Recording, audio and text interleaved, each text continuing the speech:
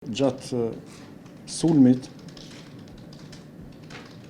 të datës 23 dhe 24, mes datës 23 dhe 24 shtator,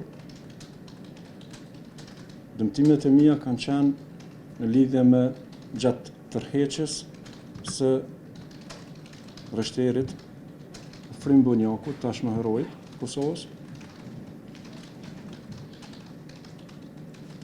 për shkak sulmeve që janë bërë nga grupi që ne jemi sulmuar në atë kohë.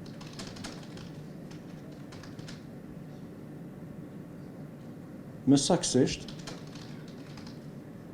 dëmtimet që kam pasur kanë qenë në gjuhë gjatë tërheqjes dhe normalisht edhe traumat psiqike, siç janë gjatë breshrive të armëve dhe sulmeve të ndryshme që bëhen. Jam hyrë në kamion e kam qelë derën. Po sa kam hapur derën, në ato momente kam dëgjuar një shpërthim, një detonim,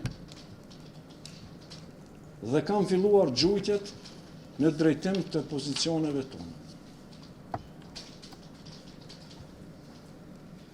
Unë për një moment jam larguar nga kamioni dhe jam nisur në drejtim të policëve ku ata ishin të vendosur.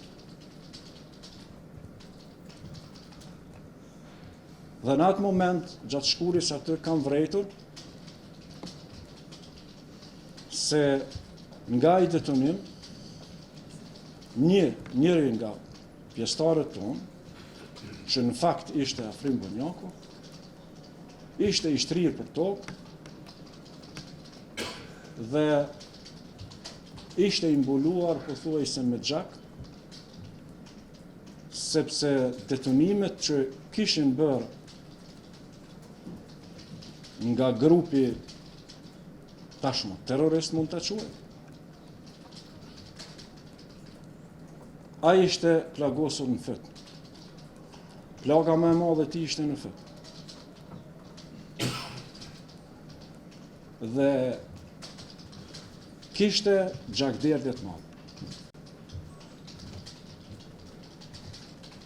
Unë ju afrova afër,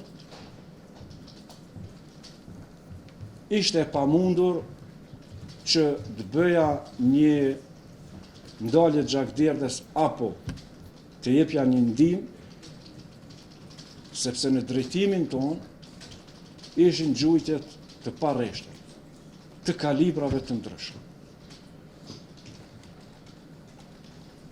Kam tërhekur Afrimin pak nga vija e zjarrit, por jo dhe shumë, dhe kam filluar të shti në drejtim të pozicioneve të tyre. Intensiteti i sulmit ka qenë jashtëzakonisht i madh edhe një intensitet pothuajse mund ta quaj. Intensiteti i sulmit ka qenë jashtëzakonisht i madh, intensitet pothuajse të quajmë një strukturë tamam ushtarake dhe organizuar mirë për këtë. Ishte një organizim jashtëzakonisht mirë i strukturuar dhe i organizuar mirë për shkak të errësirës që ka qenë. Unë kam vrejtur njerëz të uniformuar dhe të armatosur shumë mirë, të armatosur rënd. Kam vrejtur se janë njerëz të uniformuar, disa ishin me maska, disa pa maska. Mirë po, identifikimin e tyre nuk mund të bëhet për arsye të errësirës dhe njerëzit që ishin me uniforma, ata duken të gjithë gati se të njëjtë. Se ne jemi goditur nga Hullskrahu, Vetëm fat. Goditur nga Hullskrahu, Hull. Tromblona,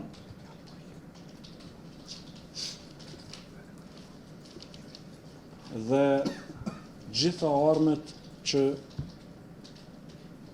sulmohen dhe përdoren nga një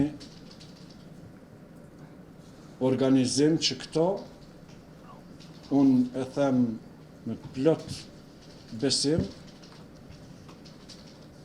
janë të organizuara vetëm strukturat ushtarake.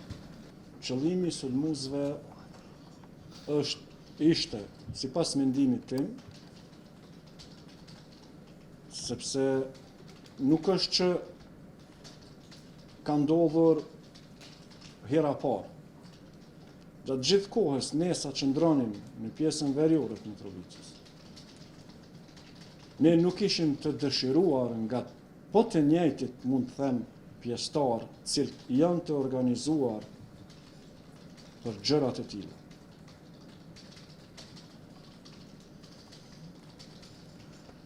Dhe mund të them lirisht se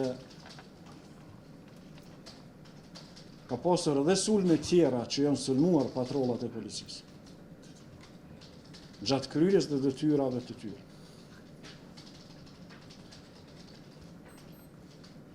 Sepse është ai pozicion,